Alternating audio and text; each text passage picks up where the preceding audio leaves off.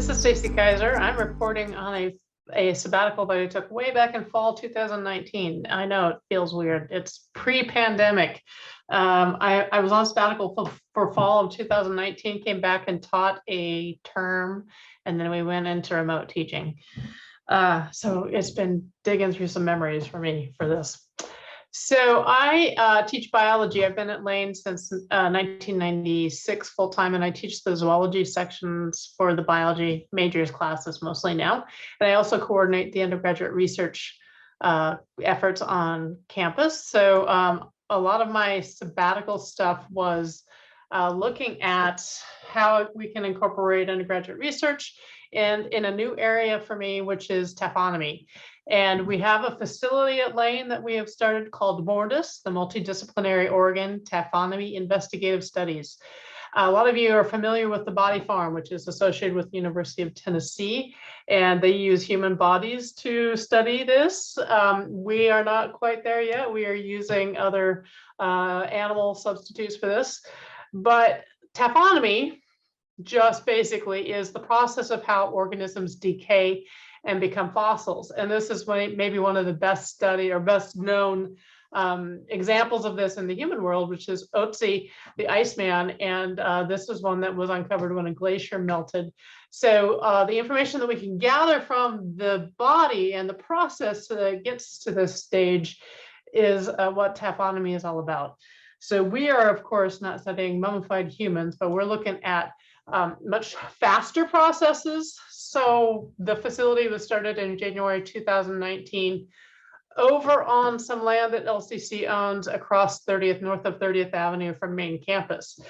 But just to familiarize you with the land holdings that LCC has, there is an 80-acre forest that we also own part of, or we own, and we abut a city park, the Arley Park.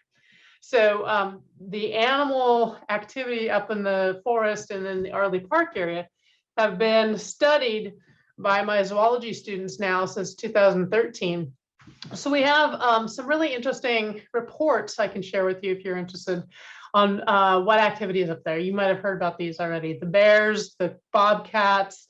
We haven't gotten a cougar up here on our facility, although I know that they're up there from some Oak Hill activity that I saw.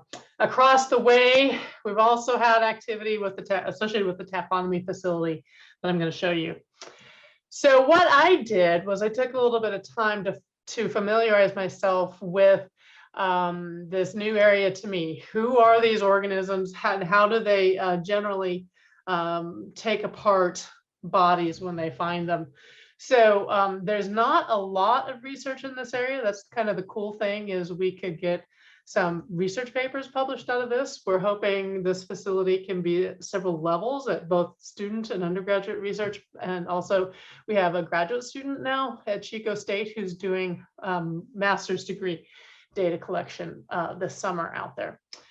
So I'm interested in, since I'm a zoologist, I'm interested in the vertebrates that are out there going after these bodies in that initial stage of decay. And so we have a year's worth of data where we put pig heads that we purchased out in the facility and put game cameras on them.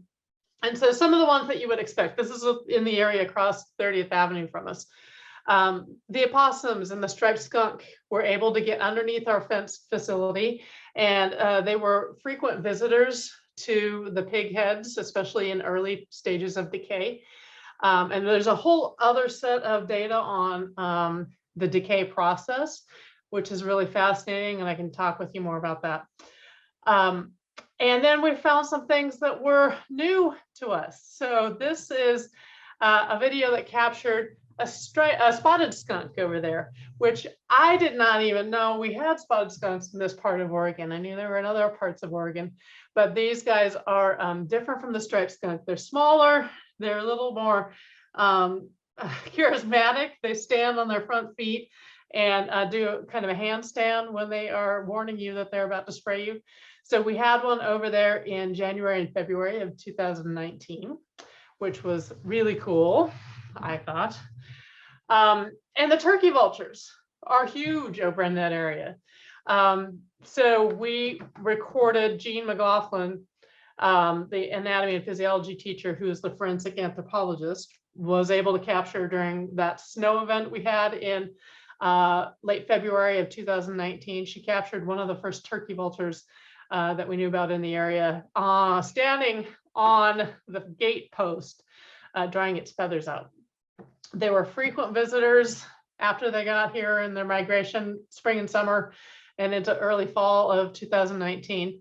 And then this summer, when we put whole pig bodies out for the master's degree data collection, one body in particular that weighed in over 300 pounds, the turkey vultures were attracted to it, and it lasted about 2 days out there. So you can see this was put out in the middle of July, and it was fascinating to see how quickly the turkey vultures surrounded it and matted down all the grass and things around that. So the turkey vultures are another sort of understudied organism in this area. And so we've got a lot to learn about how they come in and interact with bodies like this and what their patterns are like. We put out 6 bodies this summer, and we've got data that the master's degree student is going to be going through to learn more about turkey vultures. Also on my sabbatical, I wanted to mention, I went to Chicago in November 2019 for my professional society meeting. And because I was on sabbatical, for once I got to go a day early. So I went to the Chicago Art Institute. And since I was immersed in taphonomy, I was watching all of these, or looking for all of these things in the images I was walking around. And I found taphonomy in all these really interesting ways in the pictures that I saw while I walked through. So it became kind of a fascinating treasure hunt for me to see how have artists and human beings depicted the decay process in both animals and in humans, obviously. So last thing, I also used this time to connect to alumni, and this went on into spring term where I recorded interviews with some of the STEM alumni from Lane, connected up with them, and we featured those in the undergraduate research symposium. And I can send you these links if you like, they're in my report. Thanks for your attention, and contact me, Kiser S at lanecc.edu, and I'll be more than happy to talk more about things.